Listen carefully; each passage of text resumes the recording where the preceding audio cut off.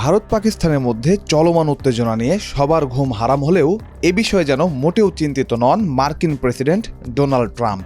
উত্তেজনা নিয়ে উদ্বেগকে গুরুত্ব না দিয়ে তিনি বলেছেন, পারমাণবিক শক্তিধর এই দুই প্রতিবেশী দেশের মধ্যে চলমান বিরোধ একভাবে না একভাবে মিটে যাবে।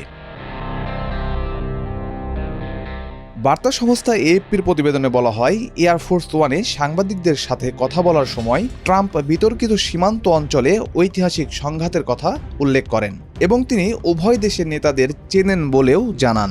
কিন্তু তাদের সাথে যোগাযোগ করবেন কিনা জানতে চাইলে তিনি কোনো উত্তর দেননি। ট্রাম্প তার বিমান ভ্রমণের সময় বলেন, ওই সীমান্তে 1500 বছর ধরে উত্তেজনা রয়েছে, তাই এটা নতুন কিছু না। তারা কোনো না কোনোভাবে বিষয়টি সমাধান করে ফেলবে। পহেলগাঁওয়ে হামলার বিষয়ে তিনি বলেন, এটি ছিল একটি বাজে ঘটনা।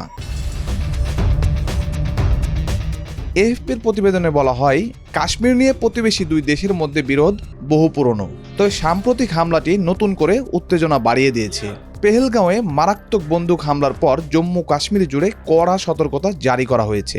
সীমান্তে দুই দেশের সেনাদের মধ্যে গোলাগুলির ঘটনাও ঘটেছে। গত 24 এপ্রিল রাতে কাশ্মীরের সীমান্ত রেখা এলওসি বরাবর এ গোলাগুলি হয়।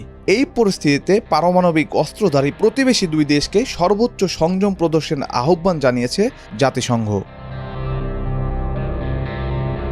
এর আগে গত 22 এপ্রিল পর্যটকদের জনপ্রিয় গন্তব্য পাহাড়ি ওই এলাকায় এক মর্মান্তিক হামলায় কমপক্ষে 26 জনের মৃত্যু হয়।